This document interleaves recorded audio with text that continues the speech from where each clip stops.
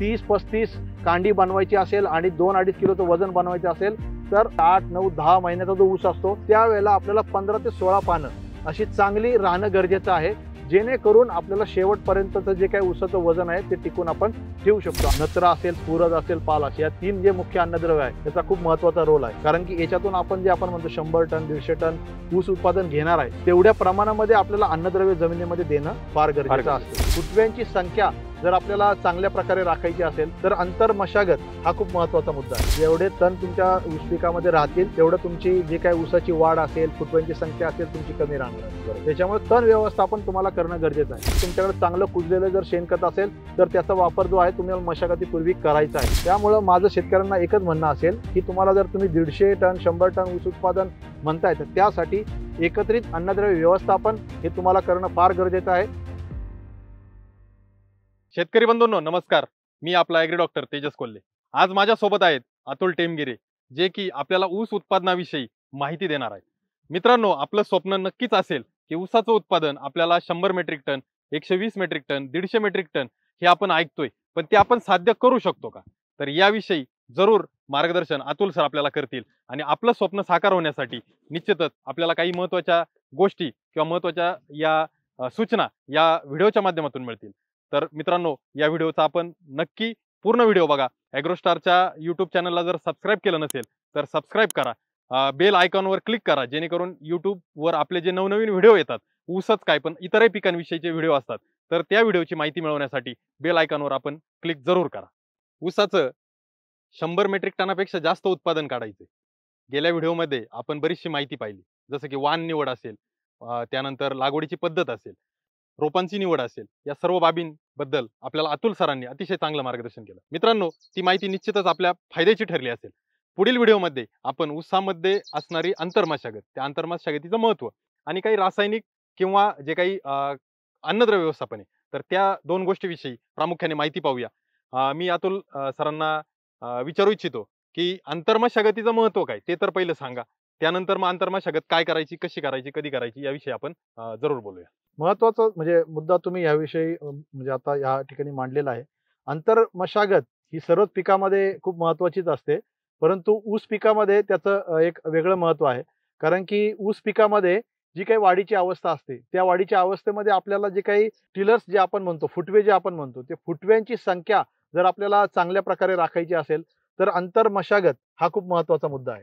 त्याच्यामध्ये सुरुवातीचे जे आपण म्हणजे बाळबांधणी म्हणतो, त्या बाळबांधणीला आपण जी फुटव्यांची संख्या आहे ती कशी चांगली निघेल, कसे जोमदार फुटवे निघतील हे आपण त्या बाळबांधणीमध्ये पाहत असतो. आणि दुसरी जी आपण मोठी बांधणी म्हणतो, तर त्या मोठी बांधणीमध्ये जे काय फुटवे आपले आलेले आहेत तेवढे फुटवे राखून यापुढे फुटवे येणार नाहीत ऊसाला याची काळजी घेण्यासाठी आपली मोठी बांधणी करणं गरजेचं आहे. या दोन्ही बांधणीचं असा काही वेळ आहे का की बाळबांधणी याच वेळेला केली पाहिजे आणि मोठी बांधणी ती याच वेळेला केली पाहिजे? निश्चितच. आता बाळबांधणी तुम्हाला माहिती आहे, ऊस लागवडीनंतर ऊसाला साधारणतः 25 ते 27 दिवस लागतात, म्हणजे आपण जर चांगल्या पद्धतीने फुटवे म्हणजे उगवून येण्यासाठी साधारणतः 30-35-40 दिवसानंतर त्याला फुटव्यांची जी आहे सुरुवात होत असते. त्या दरम्यान जे आहेत आपल्याला या ठिकाणी म्हणजे ज्या ठिकाणी आपले कांड लावलेलं आहे त्या ठिकाणी आपल्याला माती लावणं गरजेचं आहे. ती जी काही मुळी आहे ती थोडीशी हवा त्या ठिकाणी मोकळी करण्यासाठी मशागत करणं त्या ठिकाणी गरजेचं, हलकी मशागत करणं त्या ठिकाणी गरजेचं असतं. त्यापूर्वी आपल्याला त्या ठिकाणी थोडंसं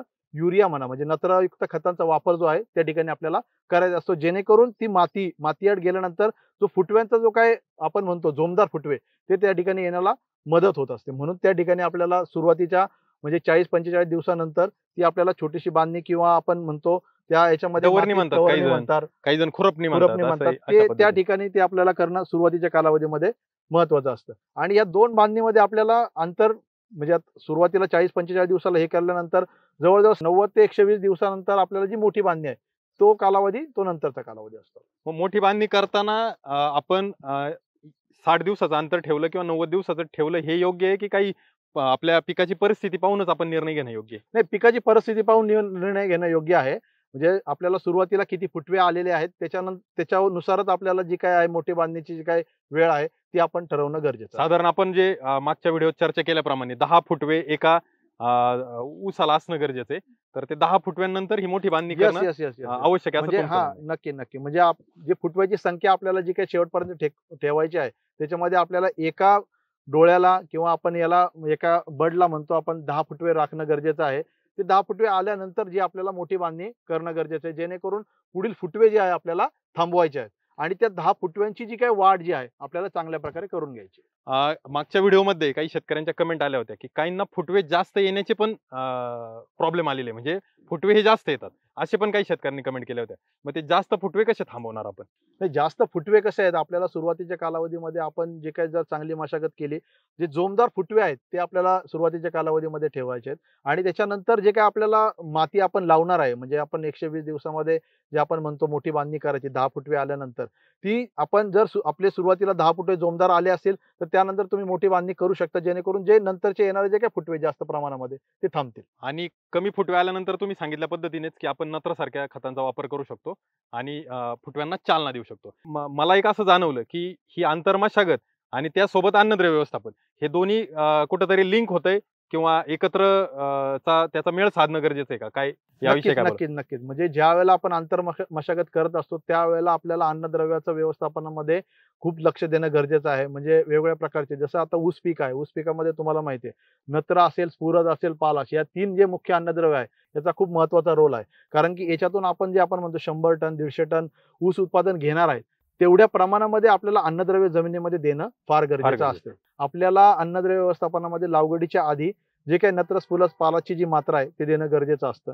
त्याच्यानंतर नंतरचा जो पिरियड असतो, जसं तुम्ही आपण मगाशी चर्चा केल्याप्रमाणे 40 ते 45 दिवसाचा जो पिरियड आहे, त्या ठिकाणी एक आपल्याला दुसरी खताची मात्रा देणं गरजेचं आहे. त्याच्यानंतर आपल्याला एक 60 ते 90 दिवसामध्ये एक तुम्हाला खताची मात्रा द्यायची आहे आणि शेवटी जी आहे आपल्याला मोठी बांधणी पूर्वी आपल्याला खत मात्रा देणं म्हणजे ऊसाला खूप महत्वाचं असतं आणि ते खत देऊनच आपल्याला जी काही मोठी बांधणी करणं गरजेचं आहे. आता याच्या खतांच्या सोबत आता आपण नत्र, स्फुरद, पालाश बद्दल विचार केला, परंतु याच्या जोडीला काही दुय्यम अन्न घटक आहेत किंवा काही सूक्ष्म अन्नद्रव्य आहेत, तर यांचाही असा काही वाटा आहे किंवा काही सिलिकॉन सारख्या गोष्टी आहेत का त्या ऊसाला काही फायदेशीर किंवा पूरक ठरतात का? नक्कीच, नक्कीच. आता आपण जसं तुम्ही म्हटलं, नत्र, स्फुरद, पालाश हे आपले मुख्य अन्नद्रव्य झाले. त्याच्यानंतर आपले दुय्यम अन्नद्रव्य जे आपण म्हणतो, कॅल्शियम असेल, मॅग्नेशियम असेल, सल्फर, या दुय्यम अन्न घटकांचा सुद्धा म्हणजे ऊस पिकामध्ये खूप अनन्यसाधारण महत्व आहे. जसं की तुम्हाला मी मगाशी म्हटलं की सल्फर. सल्फर हा जो काही घटक आहे, हा सल्फर हे अन्नद्रव्य असं आहे, सल्फरयुक्त खतं जर तुम्ही तुमच्या जमिनीमध्ये वापरली, तर तुमची जर समजा चुनखडीयुक्त जमीन असेल, क्षारयुक्त जमीन असेल, अशा जमिनीमध्ये सल्फरयुक्त खतांचा जर तुम्ही वापर चांगल्या पद्धतीने केला, तर बाकीचे जे काही अन्नद्रव्य आहे, त्याचा अपटेक जो आहे तुमच्या पिकामध्ये वाढणार आहे. तुमच्या जमिनीचा जर सामू, जे आपण पीएच म्हणतो, तो जर 8, 8.5, 9च्या वरती असेल, तर अशा जमिनीमध्ये जो काही अन्नद्रव्याचा अपटेक आहे, तो मंदावतो. मग अशा ठिकाणी तुम्ही सल्फरयुक्त खतांचा जर वापर केला, तर निश्चितच अन्नद्रव्य म्हणजे पीएच तुम्हाला कमी करण्यास मदत होते आणि जे काही इतर अन्नद्रव्य आहे, ते अपटेकचा जो काय आहे, तो महत्व त्या पिकामध्ये वाढत राहतं. हे झालं गंधकच्या बाबतीत. अजून कॅल्शियम असेल, मॅग्नेशियम असेल याविषयी? कॅल्शियम किंवा मॅग्नेशियम, आता मॅग्नेशियम हा जो आहे, आता तुम्हाला माहिती आहे, म्हणजे मागील व्हिडिओमध्ये तुम्हाला मी सांगितलं, हे जे काही ऊस पीक आहे, हे C4 कॅटेगरी मधलं पीक आहे. म्हणजे याच्यामध्ये जे सूर्यप्रकाश जेवढा जास्त पडणार आहे, तेवढं जास्त अन्न निर्मिती याची होणार आहे. आता अन्न निर्मिती जास्त झाली, तर अन्न निर्मिती करण्यासाठी 3 घटक आपले महत्वाचे असतात. त्याच्यामध्ये पहिला जो घटक आहे आपल्याला नत्र असतो, दुसरा घटक आहे मॅग्नेशियम, जो दुय्यम अन्न घटकामध्ये येतो, आणि तिसरा जो आपला मायक्रोन्यूट्रिएंट सूक्ष्म अन्नद्रव्यामधला जो येणारा घटक आहे, तो म्हणजे फेरस. या 3 अन्नद्रव्य जी आहेत, ती झाडाची जी काही, जे आता तुम्हाला हिरवेपणा या ठिकाणी दिसतो, जो क्लोरोफिल आपण म्हणतो झाडांमधला, ते अन्न तयार करण्याची जी क्षमता या 3 अन्नद्रव्यांमध्ये आणि प्लस हवेतला जो काय म्हणजे कार्बन असेल किंवा पाणी असेल, या तिघांचं जे काय सूर्यप्रकाश असेल, या सर्वांचं मिळून जे आहे झाड जे आपलं अन्नद्रव्य तयार करत असतं. तर ह्या 3 जे काय, आता मॅग्नेशियम आहे, मॅग्नेशियम अन्नद्रव्य निर्मितीमध्ये चांगला रोल प्ले करतं. तसं कॅल्शियम आहे, जी काय आता मजबूती आहे, तुम्हाला ऊस पिकामध्ये जो काय टणकपणा असेल, कडकपणा असेल, हे जो कॅल्शियम जो अन्नद्रव्य आहे, तो कॅल्शियमचा रोल त्या ठिकाणी महत्वाचा आहे. अजून एक म्हणजे सूक्ष्म अन्नद्रव्यामध्ये झिंक हा अतिशय महत्वाचं जे काही अन्नद्रव्य आहे ऊस पिकामध्ये मानलं जातं. आता मगाशी मी तुम्हाला सांगितलं की पेऱ्यातलं जे काही अंतर आहे, ते तुम्हाला व्यवस्थित ठेवणं गरजेचं आहे, चांगलं ठेवणं गरजेचं आहे, जेणेकरून आपल्याला जो काही 2-2.5 किलोचा ऊस तयार करायचा आहे, तो पेऱ्यातलं अंतर जर चांगलं राहिलं, तर तो म्हणजे आपल्याला 2-2.5 किलोचा ऊस मिळणार आहे. तर त्यासाठी झिंक हे अन्नद्रव्य खूप महत्वाचं कार्य करतं. सुरुवातीपासून जर आपण झिंक सल्फेट किंवा झिंक अन्नद्रव्ययुक्त खतांचा जर वापर केला, तर ते पेऱ्यातलं जे अंतर वाढण्याची जे काही प्रक्रिया आहे, ती चांगली ऊस पिकामध्ये होत असते. तर सुरुवातीपासून झिंक हे अन्नद्रव्य वापरणं गरजेचं आहे. आता जसं तुम्ही बोलले की मॅग्नेशियमची कार्य किंवा फेरसचं कार्य आणि नत्राचं कार्य. तर मग आता शेतकरी ओळखू शकतात की ही नत्राची कमतरता आहे की मॅग्नेशियमची की फेरसची आहे? कशी ओळखू शकतात आणि त्याच्यावर काय उपाययोजना करू शकतात? नक्कीच नक्कीच. आता नत्र असेल, मॅग्नेशियम असेल किंवा फेरस असेल, चुनखडीयुक्त जमीन असेल, त्या जमिनीमध्ये फेरसची कमतरता तुम्हाला सतत जाणवत राहणार. आणि ती ओळखायची कशी? तुम्ही खूप महत्वाचा मुद्दा मांडला. आपल्याला फेरस अन्नद्रव्याची जर कमतरता ओळखायची असेल, तर हे जे काही सुरुवातीचं जे काही पहिलं पान असतं, म्हणजे सुरुवातीची जी काही नवीन शेंड्याकडची जी काही पानं असतात, ती एक पिवळसर सफेद कलरची जी पानं होतात. आपल्याला काही काही याच्यामध्ये लांबून जरी आपण बघितलं तर पिवळसर आणि सफेद आपल्याला प्लॉट दिसत काही असतो. प्लॉटचा काही पट्टा दिसतो. पट्टा दिसतो. तो जो आहे तशा प्रकारे जर काही आपल्याला दिसत असेल तर ती फेरस अन्नद्रव्याची जी कमतरता आहे असंच आपण समजू शकतो. नत्र आहे, नत्रामध्ये जे पिवळेपणा जो आपण म्हणतो त्याच्यामध्ये जुन्या पानांमध्ये पानांमध्ये पिवळेपणा जो आहे तो येत असतो. म्हणजे नत्र जे अन्न आहे याची कमतरता जर आपल्याला कुठल्याही पिकामध्ये ओळखायची असेल, जे जुनं पान आहे त्याच्यावर खालच्या बाजूचे जे पान आहे त्याच्यावर जास्त प्रमाणामध्ये नत्राची जी काही कमतरता दिसून येत असते. नत्र आणि सल्फर या दोन जे अन्नद्रव्य आहे त्याची जे काही लक्षणं जी आहेत ते सेम असतात, जवळपास सारखी असतात. परंतु ती ओळखायची प्रक्रिया आपल्याला अशीच असते की जर जुनं पान असेल, पिवळं पडलं असेल, ती नत्राची कमतरता आपण समजू शकतो. आणि जर वरचं पान जर पिवळं पडत असेल तर आपल्याला गंधकाची कमतरता जी आहे ती आपण समजू शकतो. आणि पान पिवळं पडताना हे पूर्ण पान जे आहे ते पिवळं पडणार आहे. आता मॅग्नेशियमची जर कमतरता असेल तर मधला जो रेष हे आहे तो तुमचा हिरवा राहणार आहे, शिरा हिरव्या राहणार आहे. बाकीचं जे पान आहे तेवढंच पिवळं पडत राहणार. आणि जसं मी मगाशी म्हटलं की मॅग्नेशियम जे आहे ते तुम्हाला अन्नद्रव्य निर्मितीमध्ये खूप महत्वाचं कार्य करतं. आणि आपल्याला जर 30-35 आपल्याला कांडी बनवायची असेल आणि 2-2.5 किलोचं वजन बनवायचं असेल तर आपल्याला पूर्ण ग्रँड ग्रोथ स्टेज जी असते ऊसाची, म्हणजे 8, 9, 10 महिन्याचा जो ऊस असतो त्यावेळेला आपल्याला 15 ते 16 पानं अशी चांगली राहणं गरजेचं आहे, जेणेकरून आपल्याला शेवटपर्यंतचं जे काही ऊसाचं वजन आहे ते टिकून आपण ठेवू शकतो. आणि पानं चांगली राहण्यासाठी तुम्हाला मॅग्नेशियम असेल, नत्र असेल, फेरस असेल ही अन्नद्रव्य देणं फार गरजेचे आहे. नक्कीच अतुल साहेब, जे आपण मार्गदर्शन केलं तर अन्नद्रव्याच्या वापराबद्दल शेतकरी बऱ्यापैकी अवेअर आहेत. शेतकऱ्यांना खर्च करण्याची पण तयारी असते, परंतु आपल्या पिकामध्ये आलेली नेमकी कमतरता कसली हे समजणं खूप गरजेचं आहे. आणि मला वाटतं कमेंटच्या माध्यमातून शेतकरी बांधव नक्कीच सांगू शकतील की आपण अशा पद्धतीने काही ठोकताळे ठेवता का आणि त्या पद्धतीने जाऊन नियोजन करता का. म्हणजे आपण बोलत होता की कॅल्शियम किंवा चुनखडीयुक्त जमीन, ज्या जमिनीमध्ये चुनखडी जास्त आहे तिथं फेरसची आपल्याला कमतरता जाणवू शकते. तर मग हे फेरस आपण लागवडीच्या वेळेला देणं योग्य, मधल्या टप्प्यात देणं योग्य की कशा पद्धतीने आपण त्याची पूर्तता करू शकतो? थोडक्यात अन्नद्रव्य व्यवस्थापन तुम्ही जर ऊस पिकामध्ये पाहत असाल तर तुम्हाला सांगतो, ऊस पिकामध्ये आपल्याला 3 आपण सीझन मध्ये ऊस पीक घेत असतो. तुम्हाला अडसाली ऊस जे आहे, जर तुम्ही अडसाली ऊस लागवड करत असाल त्यावेळेला तुमचं अन्नद्रव्य व्यवस्थापन वेगळं असणार आहे. म्हणजे त्या वेळची रिक्वायरमेंट जी पिकाची ती वेगळी असणार. पूर्व हंगामीमध्ये जे आपण ऊस पीक घेतो किंवा सुरू हंगामामध्ये याच्यामध्ये नत्र, स्फुरद, पालाची रिक्वायरमेंट तुमची वेगवेगळी राहणार. म्हणजे तुम्ही जर 8 साली लागवड करत असाल त्या ठिकाणी तुम्हाला नत्र जास्त प्रमाणामध्ये वापरणं गरजेचं आहे, कारण की तो जो आहे तुमचा 16 ते 18 महिन्याचा ऊस राहणार आहे. तुम्ही पूर्व हंगामामध्ये जात असाल तर त्या ठिकाणी नत्र जे आहे तुम्हाला एक 350 किलो पर्यंत नत्र एकरी तुम्हाला देणं गरजेचं आहे. आडसालीमध्ये तुम्हाला जवळजवळ 450 किलो नत्र तुम्हाला गरजेचं आहे. सुरू हंगामामध्ये तुम्ही लागवड करत असाल तर त्या ठिकाणी 250 किलो नत्र तुम्हाला एकरी देणं गरजेचं आहे. आता हे नत्र आपण नत्र म्हणतोय, पण ते वेगवेगळ्या खतातून तुम्हाला वेगवेगळ्या पद्धतीमध्ये जातं. समजा युरिया असेल, तुम्हाला 46% नत्र असतो त्या युरियामध्ये. 46% नत्र आपण म्हणतो ते 100 किलो, म्हणजे 2 युरियाच्या बॅगमध्ये तुमचा 46 किलो नत्र जाणार. म्हणजे तुम्ही जर एक बॅग जर टाकत असाल त्यावेळेला तुम्हाला 23% नत्र तुमचं जाणार आहे. दुसरा स्फुरद. स्फुरद जे आहे आपल्याला जवळजवळ स्फुरदाचं जे काही उपलब्धता आपल्या ऊस पिकासाठी 6 ते 8 महिने आपल्याला करणं गरजेचं असतं. म्हणजे पूर्ण जे आता मी तुम्हाला नत्र सांगितलं की 450 असेल, 350 असेल किंवा 250 असेल, हे जे काही नत्रची मात्रा आहे तुम्हाला 6 ते 8 महिने कंटिन्यू तुम्हाला देणं गरजेचं आहे. ते 4 टप्प्यामध्ये आपण विभागून कसं देणार मगाशी मी तुम्हाला सांगितलं. ते 4 टप्प्यामध्ये नत्र आपल्याला विभागून देणं गरजेचं आहे. स्फुरद जे आहे, समजा तुम्ही अडसाली ऊस लागवड करत असाल तर 170 किलो स्फुरद तुम्हाला एकरी त्या ठिकाणी देणं गरजेचं आहे. मग तुम्ही SSPच्या माध्यमातून देऊ शकता, DAPच्या माध्यमातून देऊ शकता किंवा 24-24 हे खत आहे त्याच्या माध्यमातून स्फुरदची मात्रा तुम्ही पिकाला, ऊस पिकाला देऊ शकता. तिसरं जे अन्नद्रव्य मी तुम्हाला म्हणतो पोटॅश, पालाश हे सर्वात महत्वाचं अन्नद्रव्य ऊस पिकामध्ये आहे. भले त्याची जी मात्रा आहे 170 किलो मात्रा तुम्हाला अडसाली आणि पूर्व हंगामीसाठी लागते आणि जवळजवळ 125 110 किलो मात्रा जी आहे तुम्हाला सुरू हंगामासाठी लागते. आपल्या जमिनींमध्ये पालाश आहे त्यामुळे कदाचित त्याची मात्रा कमी लागत असेल, परंतु ते वापरणं पण गरजेचं वापरणं गरजेचं आहे. मात्रा आहे, परंतु ते अवेलेबल स्वरूपात किती आहे ते आपल्याला बघणं महत्वाचं आहे. म्हणजे त्यासाठी तुम्हाला लागवडीपूर्वी एक माती परीक्षण करून घेणं गरजेचं आहे. माती परीक्षण जर तुम्ही केलं तर तुम्हाला निश्चितच तुमच्या जमिनीमध्ये कोणकोणते अन्नद्रव्य किती प्रमाणामध्ये आहेत, उपलब्ध स्वरूपात आहे की नाही हे सुद्धा मात्रा कळेल. जसं की आपण मगाशी कॅल्शियम म्हणजे चुनखडीचं आपण चर्चा करत होतो. चुनखडीमध्ये काय कॅल्शियम कार्बोनेट म्हणजे कॅल्शियम. आपण म्हणू या जमिनीमध्ये कॅल्शियम टाकण्याची गरज नाही, पण तसं नाहीये. कॅल्शियम कार्बोनेट चुनखडी म्हणजे हा कॅल्शियमचा असा स्रोत आहे, तो न विरघळणारा आहे, तो पाण्यामध्ये विरघळत नाही आणि तो पाण्यामध्ये विरघळत नसल्यामुळे तो तुमच्या पिकाला काही उपयोगाचा नाही. म्हणून आपल्याला कॅल्शियमची मात्रा त्या ठिकाणी देणं गरजेचं आहे. असं जसं पोटॅश आहे, पोटॅश पण आपल्याला सुरुवातीपासून शेवटपर्यंत पोटॅशची मात्रा देणं गरजेचं आहे. मग तुमच्याकडे जर ड्रीप असेल तर तुम्ही वॉटर सोल्युबल खताच्या माध्यमातून सुद्धा ते शेवटपर्यंत उपलब्धता पिकाला करू शकता.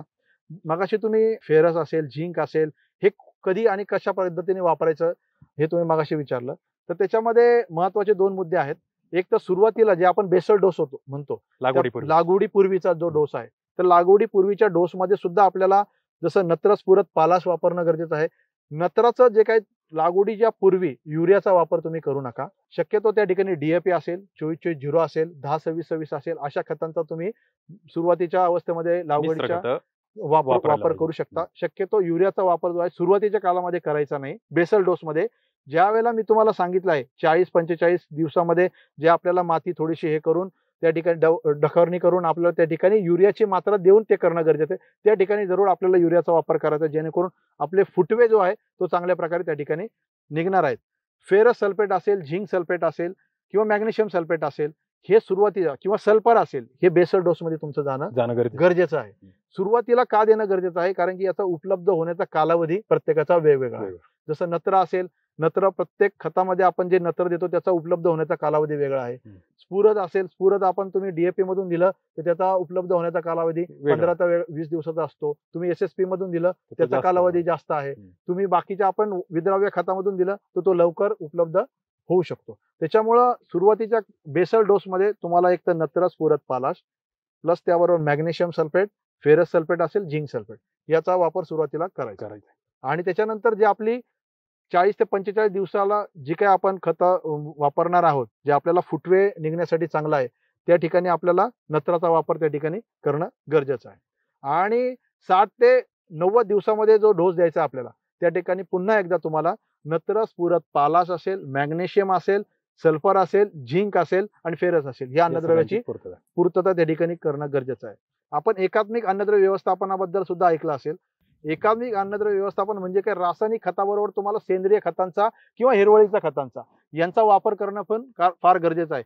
याचा ज्या वेळेला तुम्ही एकत्रितरित्या वापर करतात त्यावेळेला तुमचे क्षारयुक्त जमीन असू दे किंवा चुनखडीयुक्त जमिनी असू दे, त्यामध्ये म्हणजे अन्नद्रव्याची जी उपलब्धता आहे ती चांगल्या प्रकारे होण्यासाठी एकत्रित अन्नद्रव्य व्यवस्थापन करणं फार गरजेचं आहे. तुमच्याकडे चांगलं कुजलेलं जर शेणखत असेल तर त्याचा वापर जो आहे तुम्हाला मशागतीपूर्वी करायचा आहे.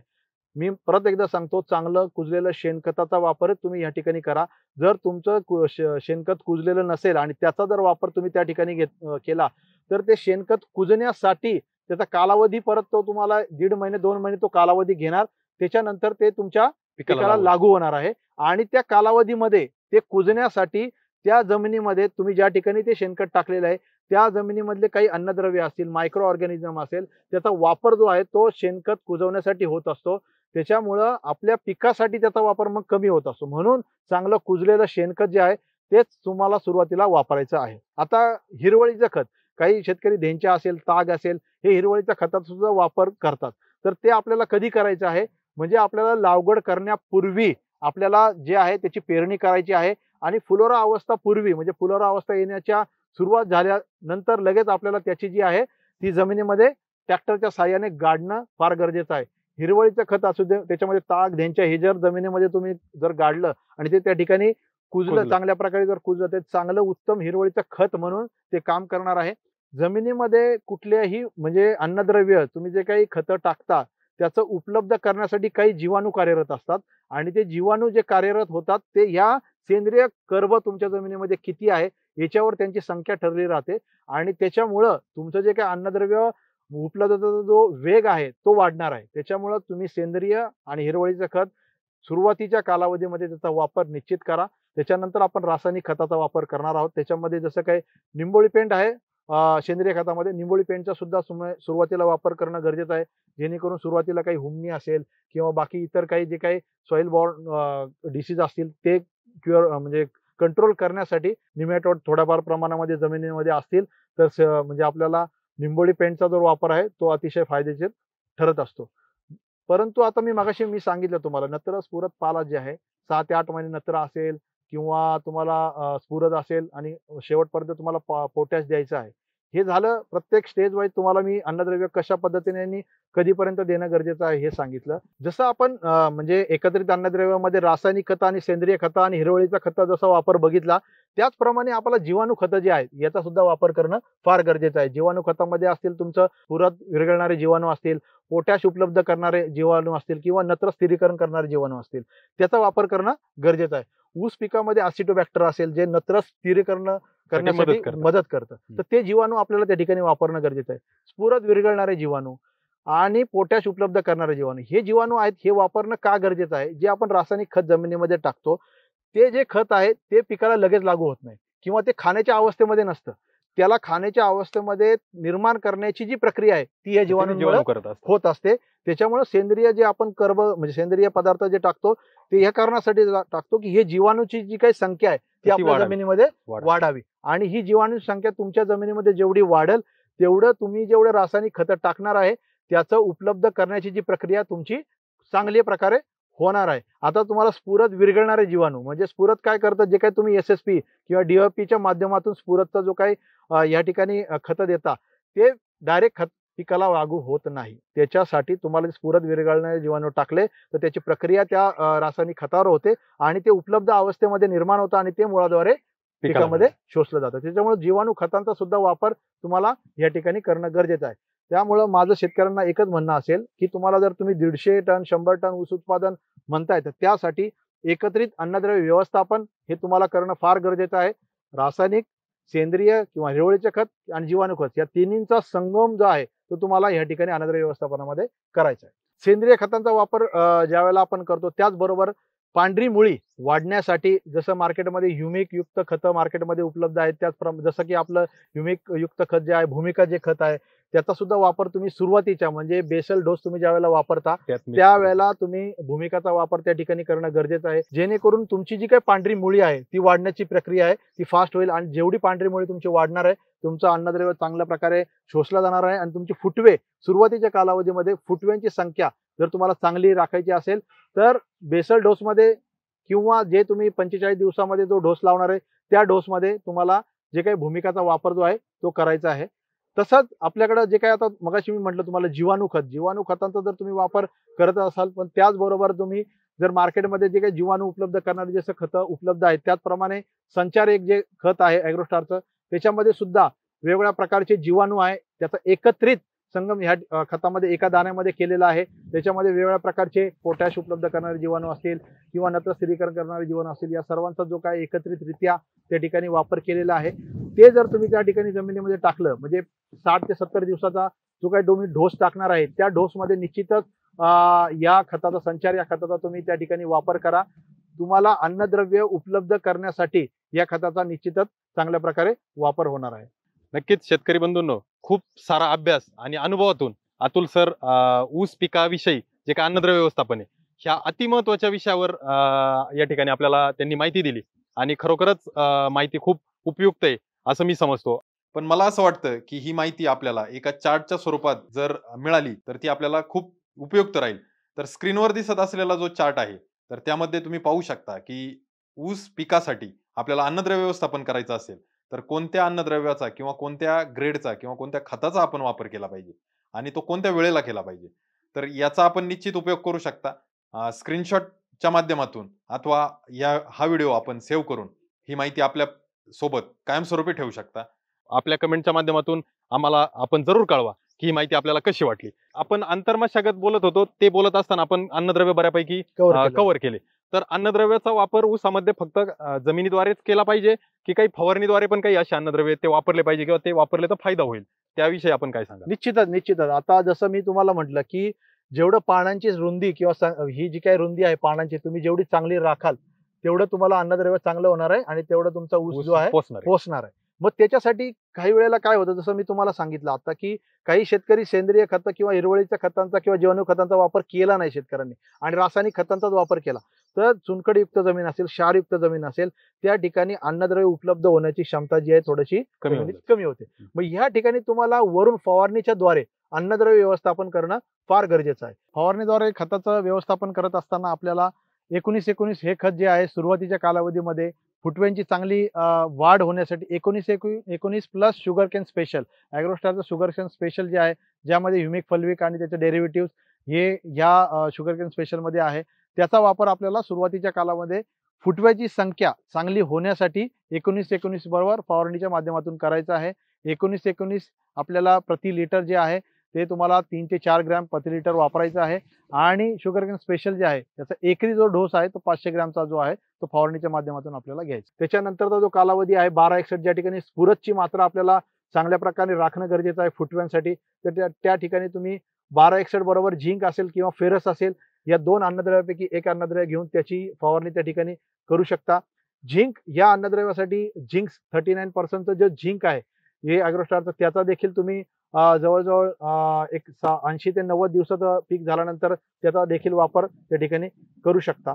आणि नंतरचा जो कालावधी आहे 120 दिवसाचा कालावधी त्या ठिकाणी 13-045 प्लस मॅग्नेशियम सल्फेट या एकत्रित अन्नद्रव्याची फवारणी देखील तुम्हाला त्या ठिकाणी करायची आहे.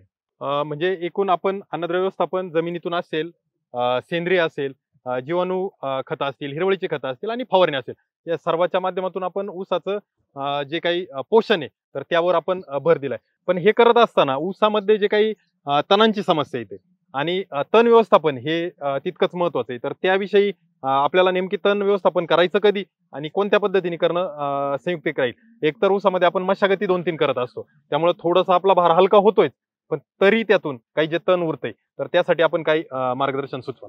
तण व्यवस्थापन करणं फार गरजेचं आहे तेजस सर कारण कसं आहे जेवढे तण तुमच्या ऊस पिकामध्ये राहतील तेवढं तुमची जी काही ऊसाची वाढ असेल फुटव्यांची संख्या असेल तुमची कमी राहणार आहे. त्याच्यामुळे तण व्यवस्थापन तुम्हाला करणं गरजेचं आहे. तण व्यवस्थापन तुम्ही 2 प्रकारे करू शकता. एक तर तण उगवणीपूर्वी आणि लागवड ज्या वेळेला आपण करतो तण उगवणीपूर्वी हा जो कालावधी आहे त्या कालावधीमध्ये एकदा तुम्ही तण नियंत्रण करू शकता आणि तण उगवल्यानंतर तण 2 ते 3 पानांचे ज्या वेळेला होते त्यावेळेला तुम्ही तण व्यवस्थापन करू शकता. तुम्हाला ज्या वेळेला सुरुवातीला तण व्यवस्थापन करायचं आहे त्यावेळेला मेट्रिबिंजून नावाचं जे काही घटक असलेलं जे काही औषध आहे त्याचा वापर तुम्हाला करायचा जसं की आपलं वारिस आहे त्याचा वापर तुम्ही सुरुवातीच्या कालावधीमध्ये लागवड केल्यानंतर लगेचच आपल्याला त्याचं जे काही फवारणी करायची आहे जमिनीवरती करायची आहे. त्याच्यामध्ये तुम्हाला पाणी खूप महत्वाचं आहे. तुम्ही जेवढं पाणी जास्त त्या ठिकाणी वापराल त्यावेळेला त्याचा जो कव्हरेज आहे तो चांगला त्या ठिकाणी होणार आहे. त्याच्यामुळे जवळजवळ 300 ते 400 लिटर पाणी तुम्हाला त्या ठिकाणी घ्यायचं आहे आणि 500 ते 600 ग्रॅम तुम्हाला जो आहे मेट्रिबिंजिन नावाचं घटक असलेलं वारिस जे औषध ते त्या ठिकाणी वापरायचं. म्हणजे सुरुवातीला आपलं तण म्हणजे लागवड केल्यानंतर लगेच तुम्हाला तण उगवणीपूर्वीचा जो काय हा पिरियड आहे त्या पिरियडमध्ये याचा वापर करायचा आहे. आणि तण म्हणजे आपण महिना 1.5 महिन्यानंतर ज्या वेळेला तण उगतं म्हणजे 2 ते 3 पानांची जी तणांची अवस्था असते त्या अवस्थेमध्ये जर आपल्याला तण नियंत्रण जर करायचं असेल तर अमेट्रिन ह्या घटक असलेलं जे काही औषध आहे जसं की स्मार्ट ॲग्रोस्टारचं ते आपल्याला 1 किलो एकरी या प्रमाणामध्ये घ्यायचंय. त्याचबरोबर 2,4-D हे आपल्याला साधारण 1 लिटर आपल्याला एकरी या प्रमाणामध्ये घ्यायचं आहे. या दोन्हीचं आपण संयुक्तरित्या फवारणी जी आहे ती तण नियंत्रणासाठी ऊस पिकामध्ये आपण करू शकतो. यामध्ये सुद्धा देखील आपल्याला पाण्याचं व्यवस्थापन म्हणजे महत्वाचं आहे. एकरी पाणी आपल्याला म्हणजे तेवढ्या प्रमाणामध्ये 300 ते 400 लिटर पाणी आपलं एकरी जाणं गरजेचं आहे. आणि याच्यामध्ये फवारणी करताना फ्लड प्लॅन नोझल हा त्या ठिकाणी वापरणं गरजेचं आहे तण नियंत्रण करण्यासाठी. आता हे झालं म्हणजे सुरुवातीचा आणि आपण 1 ते 1.5 महिन्यानंतरचं 2 ते 3 पानावरचं तण नियंत्रण करू शकतो. परंतु आपण जसं तुम्ही मगाशी म्हटले आपण 120 दिवसापर्यंत मोठी बांधणी करेपर्यंत आपण आंतरमशागत त्या ठिकाणी करतच असतो. म्हणजे जरी पण आपलं नंतर म्हणजे 1 ते 1.5 महिन्यानंतरच्या कालावधीनंतर जरी तण उगले तर मोठ्या बांधणीच्या वेळेला ज्या वेळेला आपण वरुंब्याची सरीचा वरुंबा करत असतो त्या ठिकाणी जे काय ते मध्ये आपण मशागत करतो निश्चितच त्यावेळेला सुद्धा आपलं तण जे काय नियंत्रण होऊ शकतं. फारच छान अतुल सर आतापर्यंत आपण ऊसाचा भाग 1 आणि भाग 2 अशा दोन्ही व्हिडिओच्या माध्यमातून अतिशय चांगली अतुल सरांकडून माहिती घेतली. ऊसाचं उत्पादन आपल्याला स्वप्नवत उत्पादन मिळवण्यासाठी नक्कीच ही माहिती उपयोगी ठरेल.